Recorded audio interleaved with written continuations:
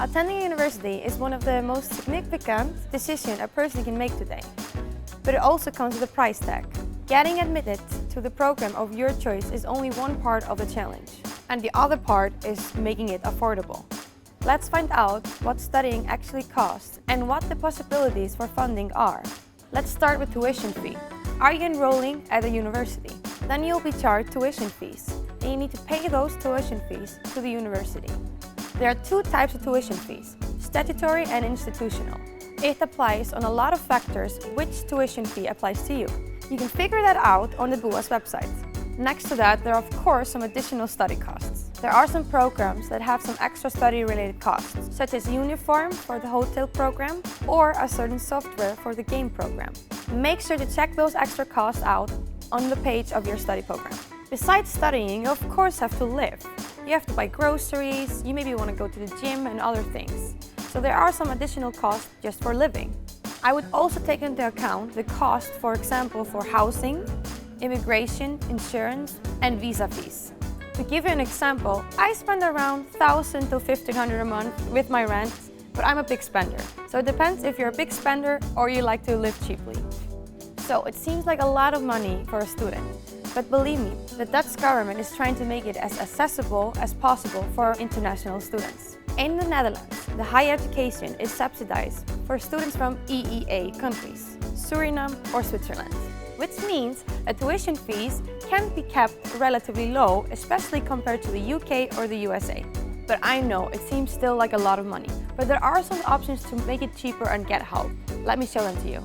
One of the options is scholarships, but keep in mind that scholarships are only accessible for non-EU students. The options of the scholarship that may be useful for you can be found on buas.nl/scholarships.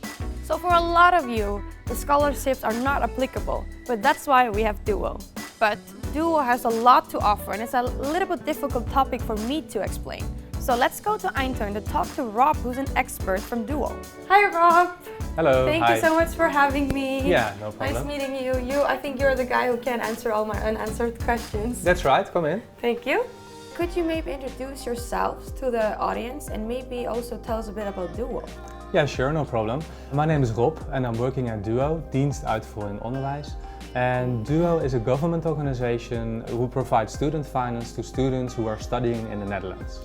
Okay, so this is for the student loans in the Netherlands, but when are you eligible for getting a student loan? Yeah, when you want to apply for the student finance, there are 3 requirements. Okay. And the first requirement is your age. So you have to be under 30 and then you can apply for the student finance.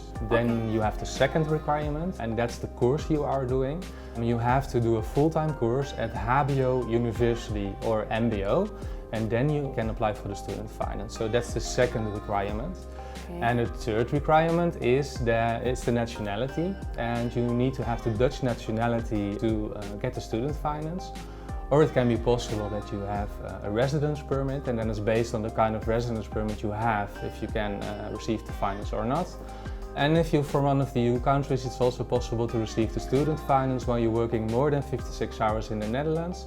And if you're not able to work 56 hours in the Netherlands, then we also can look at your personal situation and then you can contact Duo for that. So there are some possibilities for you as an EU student to get a Dutch student loan, or some possibility? Yeah, that's right. When you meet the 3 requirements, you can receive the Dutch student finance. Okay, that's good to know. Since we're talking about the student finance, I've heard there are some different components. Could you maybe tell us about that? Yeah, sure, no problem. Well, there are 3 different components. And the first component is the supplementary grant. And the supplementary grant is based on the income of your parents. Oh, yeah. And to calculate the supplementary grant, we always check the income of the parents of 2 years back. And well, when we have calculated your supplementary grant, that's an amount you can get on your bank account each month. Also the EU students? Yeah, only? That's right. Okay. Yeah. So when you're working in the Netherlands, then you also can get the supplementary grant, and that's also for the EU students. And is that grant something you have to pay back or not? That's a good question. It's something you don't have to pay back when you get your diploma within 10 years. We always advise you to apply for the supplementary grant because that's something you don't have to pay back when you get your diploma. It's like an extra bonus. That's right. Yeah, it's a performance-related grant. Yeah. Okay, that's really good to know. Yeah. So that's that's the first component, and then you have the second component, and the second component is the regular loan and the tuition fee loan. Both of these, it's a loan, so you always have to pay back the loan when you finish with your study. And at the moment, the interest is 0%. I also wanted to ask about it because I heard it's a really, you have really low interest in the Netherlands on the student loans. That's right. 0%. Yeah, at the moment. That's really that's good. right. Yeah, it can change each calendar year, so it can change, but at the moment it's 0%. We also have the tuition fee loan. That's also within the second component. And that's also a loan you can get extra on top of the regular loan. And then you have the third component, so that's also a part of the student finance, and that's the student travel product. The OV card. The OV card, that's right. And with the travel product you can travel for free during the weekdays and in the weekends in all the public transport in the Netherlands. Do you have to work 56 hours to be eligible to get that, or can you apply for that separately? When you are an EU student and you're working more than 56 hours, then you can get the student finance. The student travel product is also part of the student finance. Okay, so you cannot get that separately. That's right, Okay. And then I want to ask about what are the amounts of the student loans? The supplementary grant, the maximum amount is 419 euros each month. Okay. And then we have the regular loan, that one is 519 euros each month. And then you have the tuition fee loan, and that one is 90 euros a month. But you can apply for lower if you don't want the full amount. That's right, it's always possible to apply for a lower loan if you want, and it's also possible to change it each month. So you're not stuck with the loan when you apply for a certain amount. It's really good if you can see, oh, I don't need this much, That's I right. will loan. It's really good to know. We always advise you to change it when you do not need the loan. That's exactly. Right. What are the difference between the loans that you just mentioned?